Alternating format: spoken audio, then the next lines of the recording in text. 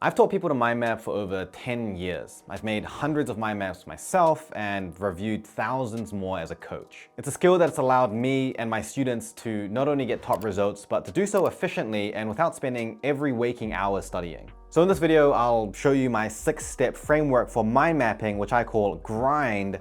And each step of this framework helps you unlock a different learning outcome. Following these 6 steps correctly will help you create the perfect mind map, which allows you to have a deep and nuanced understanding of a topic much more quickly than what it would normally take you, as well as a stronger memory on what you've learned and the ability to apply what you've learned in deeper, more nuanced ways. But first, we need to clear up a common misunderstanding and talk about what a perfect mind map even is. And once we understand what a perfect mind map actually means, creating one becomes much easier. You see, the perfect mind map is less about the mind map and more about the process you use to create it. Let's say you took one of the mind maps that I created and got first in class, and then you imported that into your own notes. Would you do just as well? With just that, probably not. And that's because you can't just copy paste knowledge from one person's brain into another.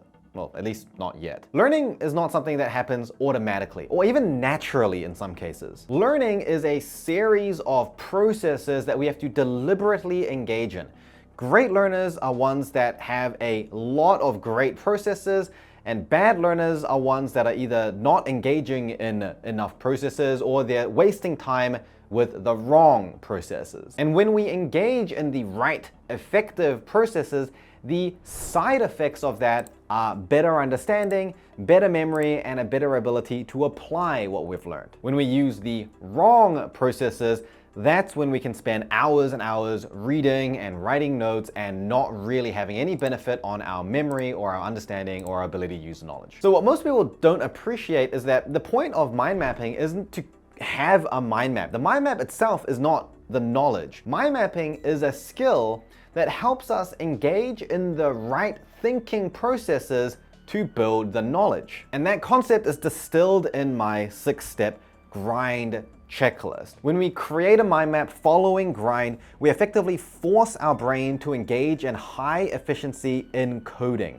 which is basically the technical term for our brain turning information into memory. So let's start with the first step of grind, which is also one of the most fundamental processes that you should ever do in learning.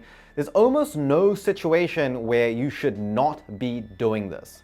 And step 1 of grind, the G, is grouping. Grouping is simply arranging related ideas together. So for example, if I have these pens, then grouping just means that I'm categorizing them somehow and putting the categories together. The hard part, which takes thinking and therefore promotes learning, is figuring out what kind of grouping I want. For example, I could group these pens based on color, or I could group them based on how much ink is left in them. Or I could even group them based on sentimental value. This one I got as a gift, and this one I just found off the floor. So you see, the way that we think about how these items are similar or related to each other affects the groups we arrive at. The point is that there are always multiple ways that we can group information. And the right way for you and your memory is not always the first or most obvious one, even if that's the way that it's taught to you. So if we have a look, here are some mind maps that do not have much grouping going on. And now we have a look at some mind maps that do have grouping. When we create groups to organize information, it has a twofold benefit. The first one is that the process of grouping and figuring out how I want to arrange the information promotes a stronger memory and depth of understanding. But in addition, the fact that we have organized the information in these categories makes it easier for our brain to then retain and access that information again in the future. In other words, we not only benefit from having these groups in our memory, but the process of making the groups themselves is also beneficial. In the learning science research, you'll often hear the benefits of grouping referred to by terms like chunking or scaffolding or creating mental models or information schemas. And as more and more research comes out, we're increasingly finding that grouping is critical for promoting a strong memory. Now, these days with AI, there are actually some ways that we can kind of cheat this step and get the AI to group things for you. And there are definitely some ways that you can use AI to help you, but there are some ways that it can harm you instead. I'll show you the right way to use AI later, right after I go through the other steps of grind. Now, step 2 of grind is something that we already started doing back in step 1 while we're grouping, but here we take it to the next level. The R in grind, step 2 stands for relational. We want to make our mind maps relational. Relational means we're thinking about how ideas are related to each other and we're expressing that on our mind map. And there are broadly 3 levels of relationships that we can form while mind mapping. In level 1, we have too few relationships, and here's an example of that. Now, at level 2, we are having too many relationships. It's getting overwhelming, and that's what it looks like here. And then in level 3, we have a good amount of very organized relationships. And it's the fact that you can actually have too many relationships that makes this second step tricky. Here's why. A relationship can be any way that 2 facts or concepts relate to each other. This could be an influence that they have on each other. It could be a cause and effect relationship. It could be a chronological relationship like step 1 or step 2, or any other conceptual link. Which means there are really a lot of different ways that 2 things or 3 things or an entire topic can be related to each other. So it's not enough just to know that 2 things are related. We have to understand the nature of that relationship. When we put down just every relationship we can find, that's when it ends up looking like that level 2 where there's too much going on. We have to consciously decide which relationships are important enough for us to put down on the mind map. And that's a decision that we need to make. Now, the reason that the grind checklist is so effective is because each step of grind influences the other steps. So for example, depending on the types of relationships we want to emphasize, it also affects the groups we will form. So if we take this example of a medical disease, this is the method of grouping and the types of relationships that are a little bit more obvious. This is usually how it will be taught in a textbook. But here is that exact same topic and the same information arranged differently by looking at different types of relationships, which leads to different types of groups. And you can see that the 2 look very different to each other, and that reflects it being organized in a different way in our mind. Now, there's no right or wrong answer. It's the process of trying to figure out which is best for me that promotes that stronger memory and depth of understanding. You'll also see later on how the other steps influence your grouping and relationships as well. Now, the 3rd step of the grind checklist is something that should naturally occur if we did step 1, the grouping, and step 2, the relationships, properly. But if we do happen to miss step 3, then we'll find that we know each individual concept pretty well, but we struggle to apply that information, especially in more complex problem solving, having deeper discussions, or just trying to use that knowledge in a way that's different to how it was just directly taught to you. So if you've ever felt that way about what you've learned, then step 3 is the one you need to look out for. And step 3, the I in grind, stands for making our mind maps interconnected. Once we have formed the groups and relationships in step 1 and step 2, we need to make sure that the groups themselves are related and connected to each other to create an overall structure, aka a big picture understanding of the topic. And here's an example of a mind map that has done step 1 and step 2 correctly. So there are groups and there are lots of relationships, but it's not very well interconnected. You can see that there are these really dense bodies of relationships, but the overall connection between each group is relatively weak and loose. When we zoom out, it's a little hard to see how that entire topic comes together. This is a pattern I call islands, and it's actually one of the over 90 patterns in my training program that I teach people to avoid. This usually happens when we get tunnel vision on what we're learning, and we're not really thinking about how what we're learning right now relates to that overall big picture frequently enough. And when that happens and we end up with these islands of quite concentrated but sort of isolated groups, then it compartmentalizes our understanding of the topic and it restricts our ability to use that information more freely and fluidly, which is exactly the type of way we need to be able to think about the information to do complex problem solving or to have deeper, more nuanced applications. So here's an example where there is a similar density of information, but it's been organized with a much better overall structure, and aka the interconnectedness is a lot better. And you can see it actually just looks cleaner and more organized as well. And by making sure that our mind maps are grouped, relational, and interconnected, we're able to form what's known in the research as a knowledge schema, which is basically the way that our brain organizes information to form knowledge and memory. Now, just for your reference, getting to this point with your mind mapping skill is not something that you can usually pull off in just 1 or 2 attempts, at least not correctly. Most people try mind mapping, they're not really able to hit these first 3 steps correctly. They don't find mind mapping is very useful for them and then they stop. And yes, if you're not doing it correctly, it's not going to be effective. On my training program, I normally teach these types of processes over 3 to 4 weeks and then an additional 3 or 4 weeks to refine and consolidate them. And the reason is because each step of grind has several cognitive processes that we need to get correct to be able to do it properly. And those processes are not always obvious.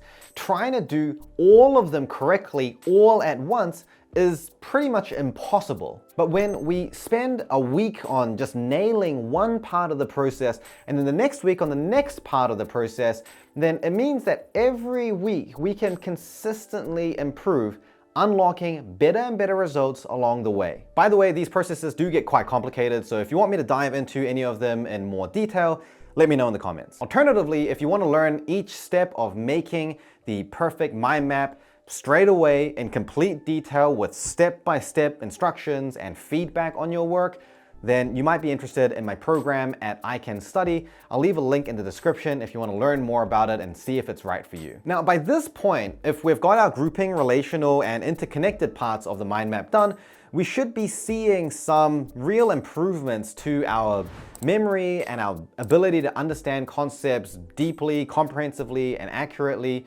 and our ability to apply that information. And in my experience, this is almost certain.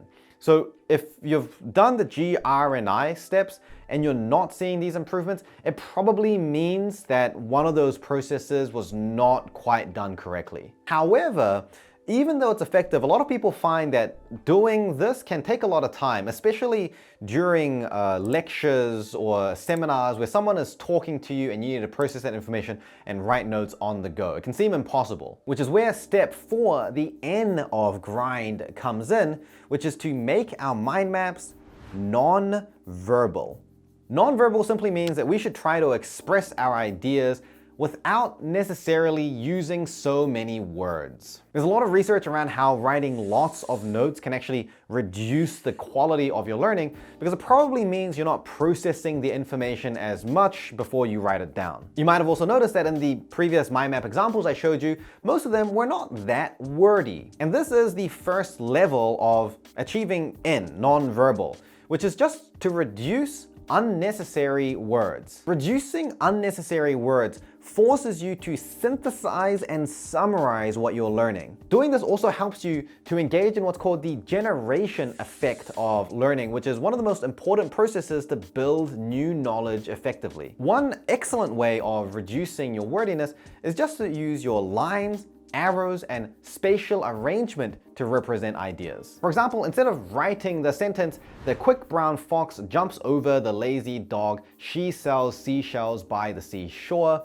we can instead draw something like this.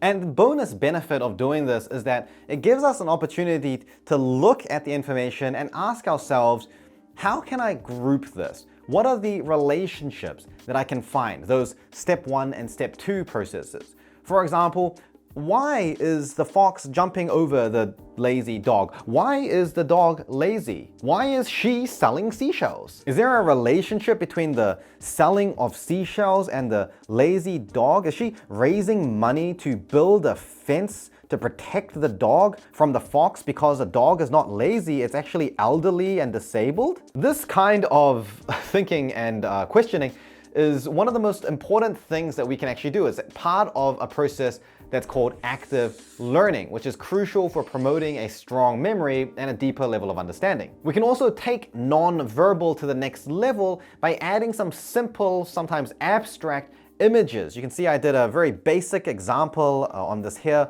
with the shells, some symbols here for she and the money. But here's another example where I spent a little bit more time to flesh it out.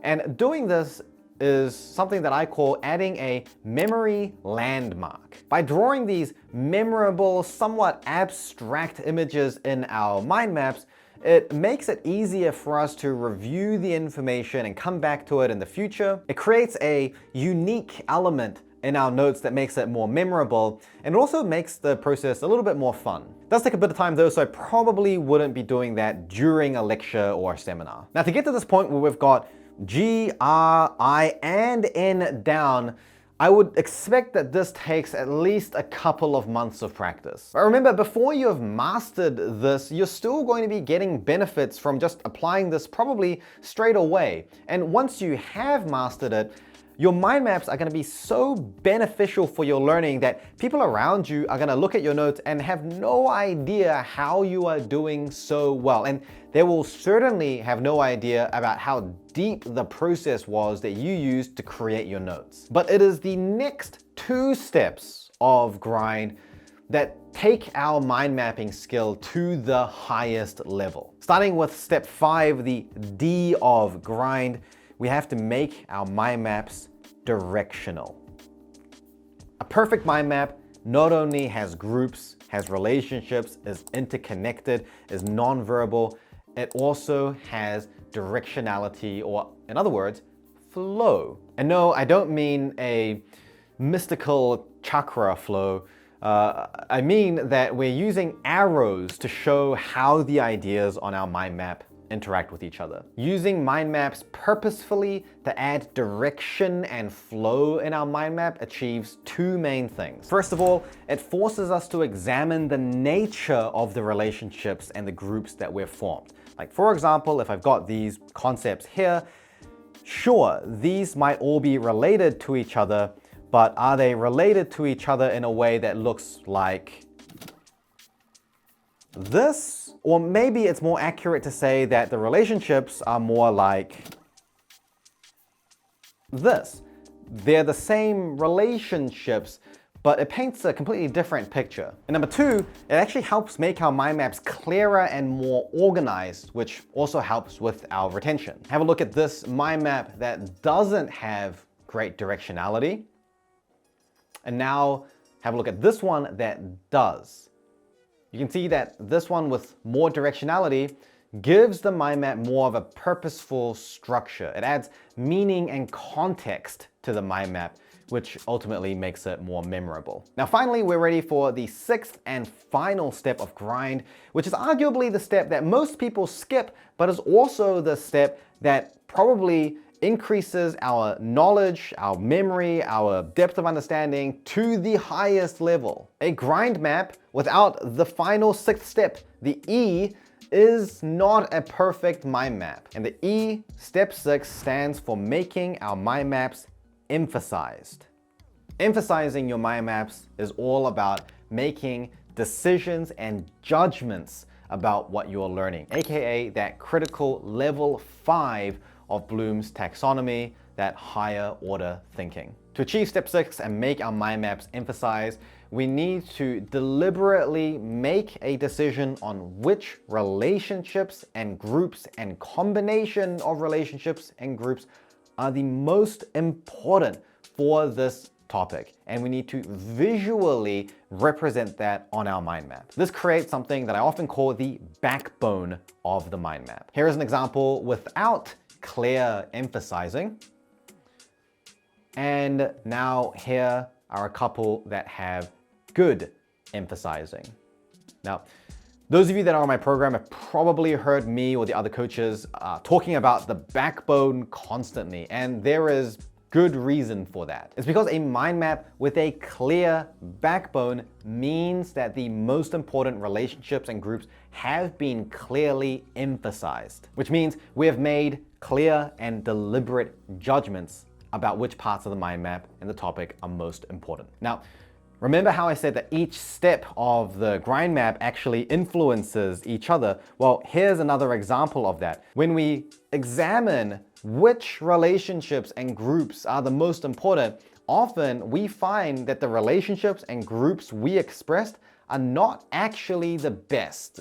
Maybe there's an alternative grouping or relationship structure that we think would actually make even more sense. And if that happens, that's a disaster, because now we have to go through and do step 1, 2, and 3 all over again, and that takes time, is what you might think, but actually, this is a good thing. By forcing ourselves to think about what we're learning more critically and make more explicit judgments about the importance of different things, it helps us to refine and consolidate our knowledge, helping us arrive at knowledge that is more accurate and deeper and is also stickier in our memory. This back and forth process where we're redoing parts of the mind map and adjusting the structure and regrouping and testing different relationships and going back and forth between different resources. This is actually a natural part of learning, which in the research is often called the recursive nature of deep learning. And you can't skip this step,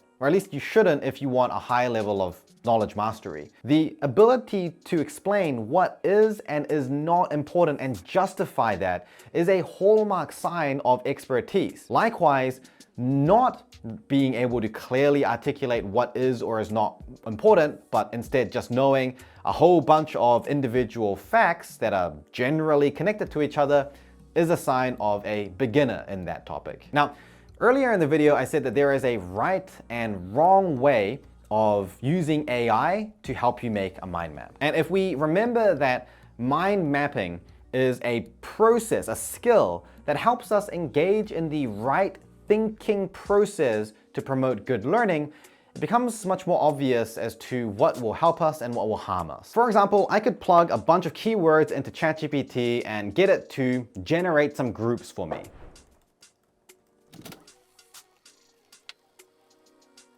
And just like that, it's done. Would that be harmful or helpful for our learning? Well, if we remember the fact that the process of looking for similarities and differences and therefore deciding on which groups we want to form in itself is a process that helps us with learning, then getting AI to just do that for us would be harmful. It saves us time, but it defeats the purpose of grouping it in the first place. Okay, but what about instead if I think of some groups myself, but then I use ChatGPT to verify whether those groups make sense or not? After all, those are the types of things that it could be hard to verify using a Google search or trawling through your textbook.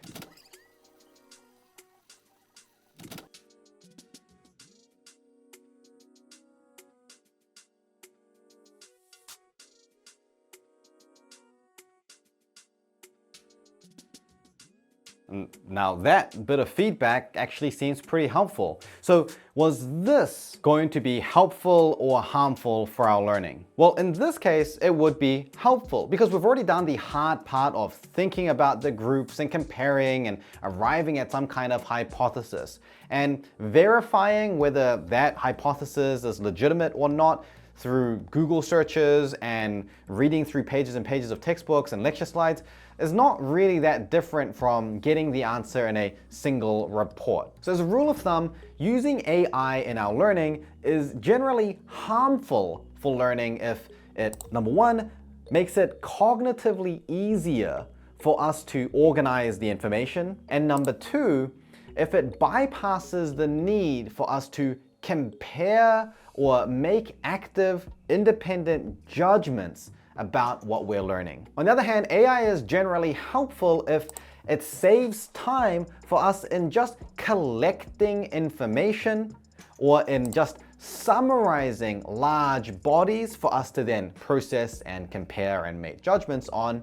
Or number three, it saves time compared to doing a Google search of essentially the same thing. Now, if you follow these guidelines, you will be well on your way to creating the perfect mind map. But as I mentioned before, there's a lot more to mind mapping than just this, and there are dozens of these cognitive processes that you need to pull off correctly to get to the perfect mind map stage. If there's a particular aspect of grind that you'd like me to go deeper into those processes for, then please let me know in the comments and I'll think about that for some of my future videos. Or better yet, if you want to get started straight away at becoming a hyper-efficient learner, then you might want to check out my full guided program. You can learn more about it in the link in the description. And if you found this video helpful, you will definitely also like my free newsletter. Every week, I send you a key learning concept and a practical takeaway to enhance your learning efficiency taken from my years of coaching experience. And some of the concepts I email you about are ones that I have never even made a YouTube video about. I'll leave a link to join my newsletter in the description as well. Thank you so much for watching, and I will see you in the next one.